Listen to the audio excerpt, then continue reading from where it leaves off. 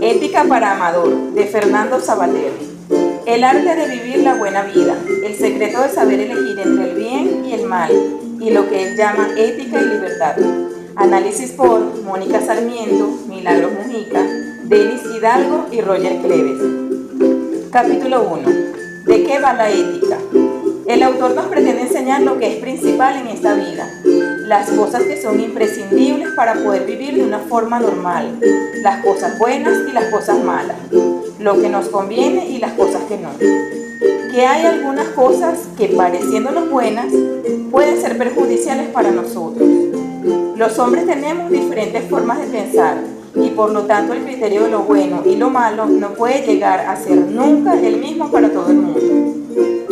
El hombre, a diferencia de los animales, es un ser racional, al que se le da la opción de elegir y por lo tanto equivocarse. Los hombres nacemos libres, tenemos una vida por delante que debemos construir nosotros mismos. También es cierto que el medio en que nos desarrollamos tiene mucha influencia en nuestra vida y en lo que vamos a llegar a considerar bueno y malo. Capítulo 2. Órdenes, costumbres y caprichos. En este capítulo, Fernando Savater nos explica cómo los hombres libres tenemos la necesidad de decirnos por algo en un determinado momento. Nuestras acciones debemos decidirlas nosotros. A la hora de hacer las cosas, las hacemos por varios motivos. Uno, por obligación. En este caso, esperando o un castigo o una recompensa. Por ejemplo, las órdenes que recibimos de nuestros padres o nuestros jefes. 2, por costumbre, porque es algo a lo que estamos acostumbrados a hacer y lo llegamos a hacer hasta sin pensarlo, como levantarnos, cepillarnos, peinarnos. Por capricho, se trata de las cosas que realmente nos apetece hacer, ir al cine o crear una obra de arte. Hay que tener claro que no todo se guía por lo que nosotros queremos o no queremos hacer. También hay otras personas que quieren o deben hacer cosas diferentes. Es por ello que existen las órdenes, para que nos marque la libertad y haga la vida más feliz para nosotros. Capítulo 3. Haz lo que quieras. Lo bueno o lo malo a lo que preferimos hacer son términos muy confusos. En determinadas circunstancias, las decisiones que se toman han de hacerlo mediante nuestra libertad, asunto del que se ocupa la ética y que nos permite actuar independientemente de órdenes, costumbres o caprichos, que pueden ser malos o inmorales. Esa libertad que nos permite razonar las órdenes que recibimos, las costumbres que nos rodean o los caprichos que nos atenazan, nos permitirán escoger la solución correcta a los problemas que la vida nos plantee, es decir, lo bueno. Sin embargo, dado que lo bueno y lo malo no suele estar definido, esto es complicado. Se puede ser bueno o hacer lo bueno de muchas maneras.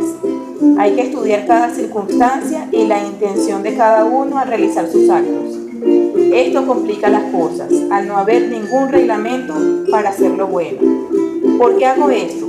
Pregúntatelo 2 veces. Con la primera se descubre el motivo, con la segunda se cuestiona el mismo. ¿Cuándo el hombre es bueno? No lo sabemos. Según el que realiza la acción como lo beneficia. Para cada persona, el hombre bueno es el que realiza las acciones que a él lo benefician o que piensa de su propia manera. Para saber si un hombre es totalmente bueno o malo, deberíamos estar dentro de él cada vez que realiza una acción y conocer sus verdaderos motivos que lo llevaron a realizarla.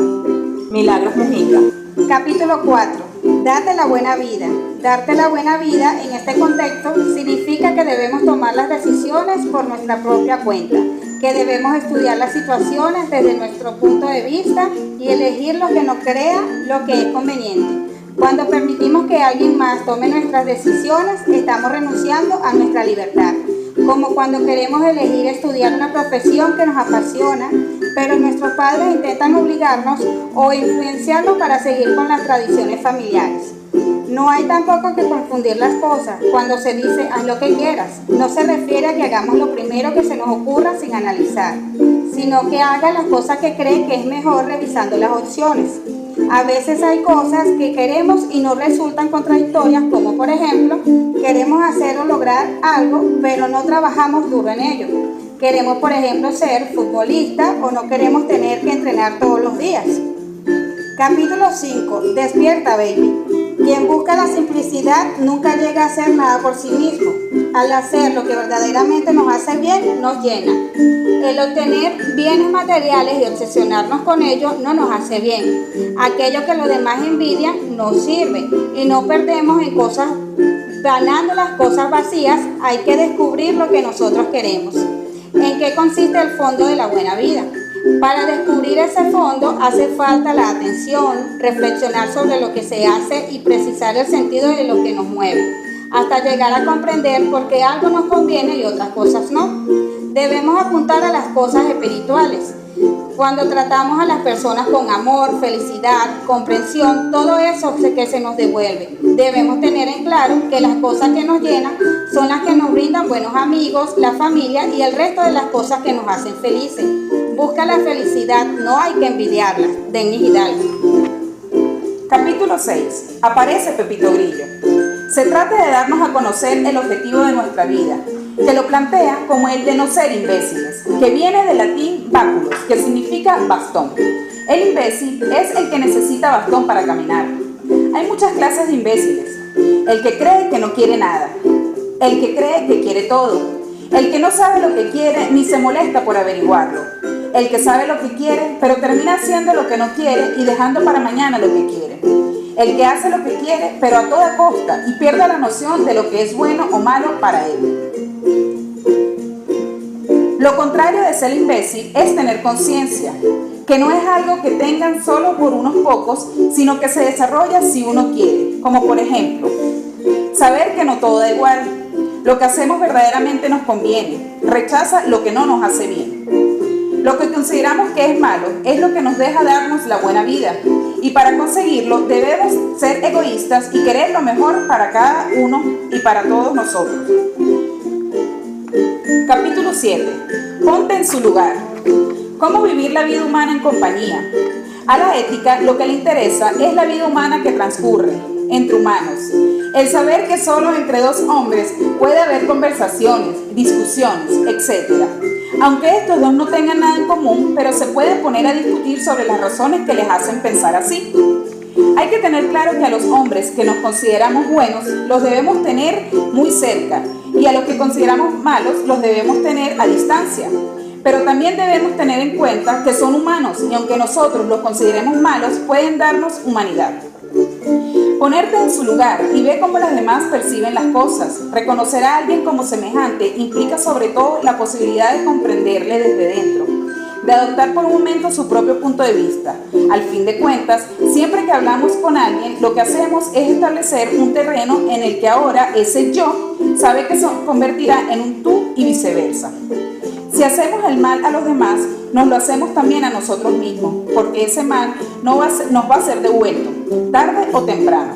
Antes de hacer algo a alguien, debemos ponernos en su lugar y ver cómo nos afectaría. A eso se le llama humanidad. Mónica Sarmiento. Capítulo 8.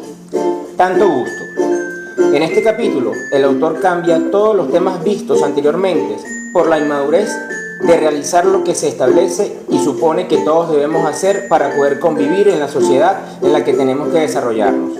Esto el autor lo define como inmoralidad.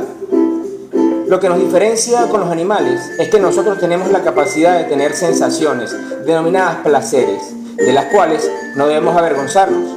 Esto debido a que son características innatas de nuestra especie.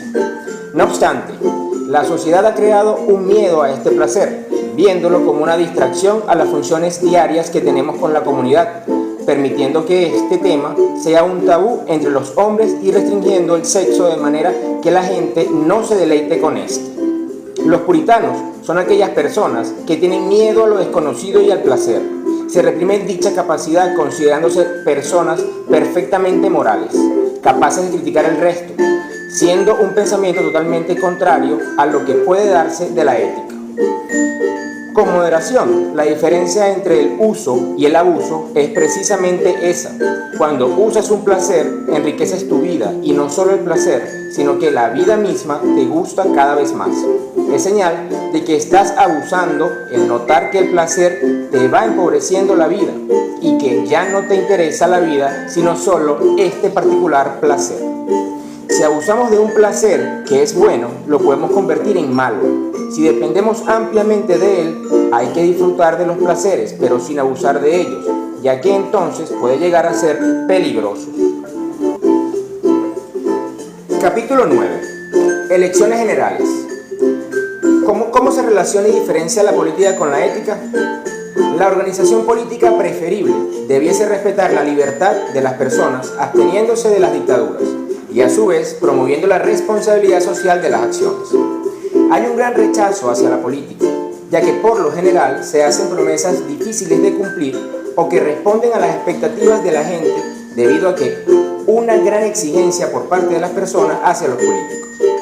Ciertamente no es grato pensar en un mundo anarquista. Es por ello que en una parte de la política es fundamental para mantener este orden de la sociedad. A pesar de la mala reputación que tengan los políticos, son un mal necesario para poder mantener el orden cívico dentro de la comunidad. Deseamos cerrar nuestro análisis con una cita del autor. Después de tantos años estudiando la ética, ha llegado a la conclusión de que toda ella se resume en 3 virtudes: coraje para vivir, generosidad para convivir y prudencia para sobrevivir. Fernando Sabater. Espero les haya gustado. Roger Cleves.